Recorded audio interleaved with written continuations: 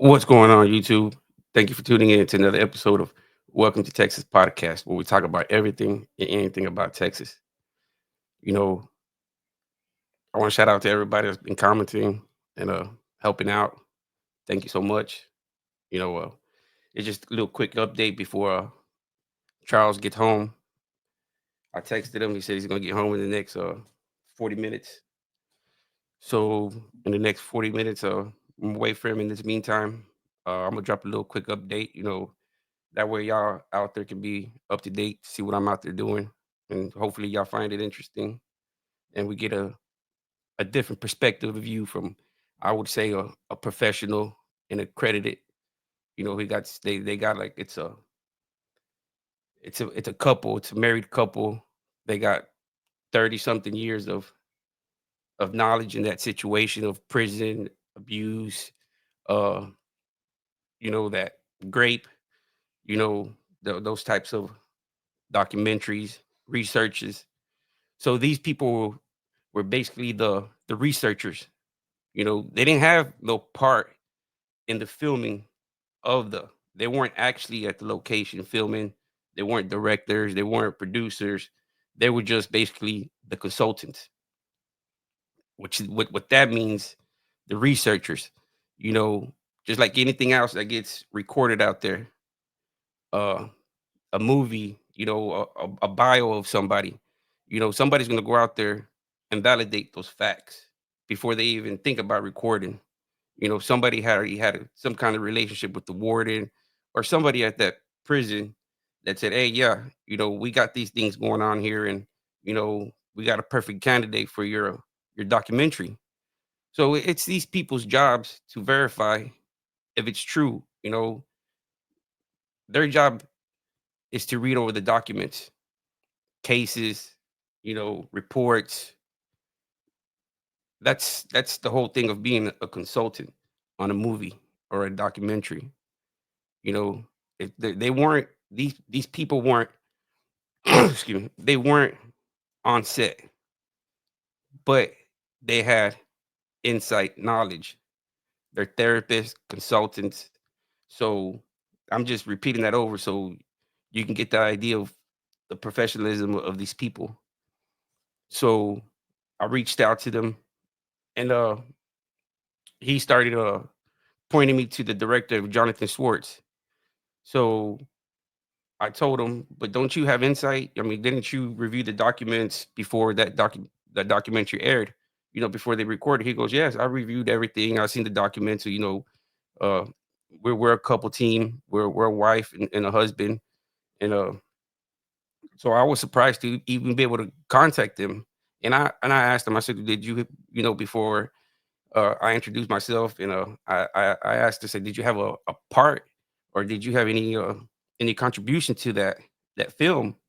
And he goes, yes, me and my wife contributed the research to it, but we didn't have no part in the directing or at set. I'm like, okay, but you still have very knowledgeable information that the YouTube world would like to know, like stuff like this. Toiletries from the commissary serve as legal tender in prison.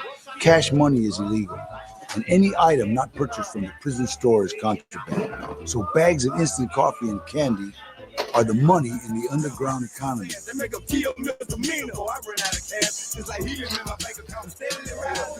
The old rules that govern exactly how business is transacted in the penitentiary are as precise as NASDAQ.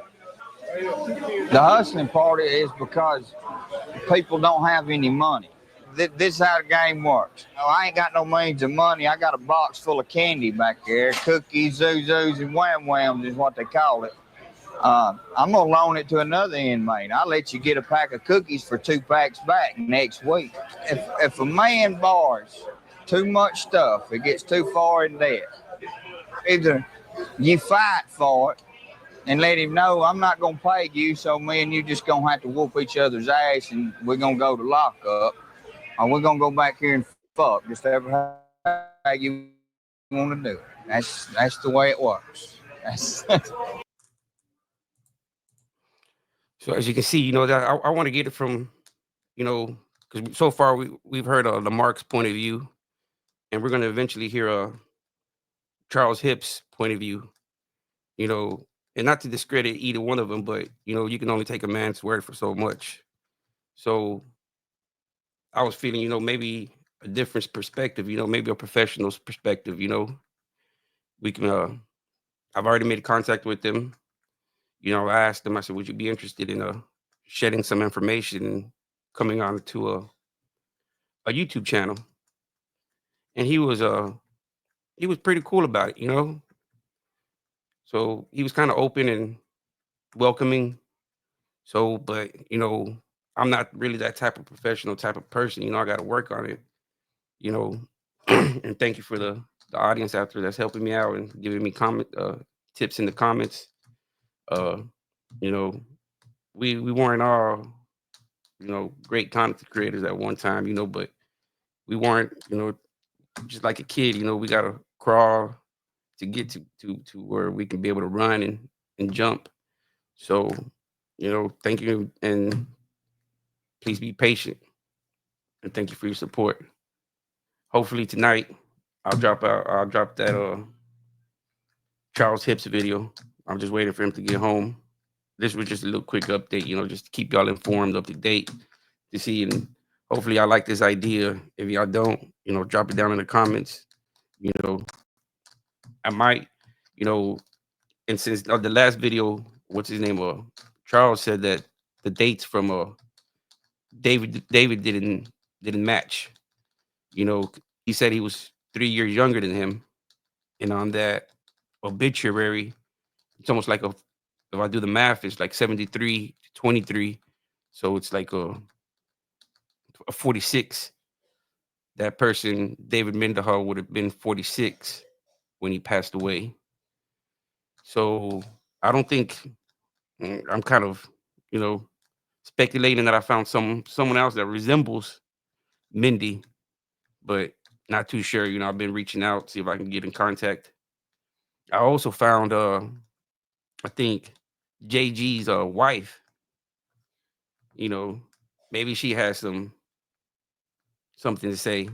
Maybe we can get her on here. Uh, I know that the guy had AIDS, and somehow it says that he had a kid with her. So I don't know if the kid was before or after the documentary. That would be some good stuff to know. You know, just something new that maybe nobody knows, and hopefully I can bring it to y'all. Thank you for tuning in.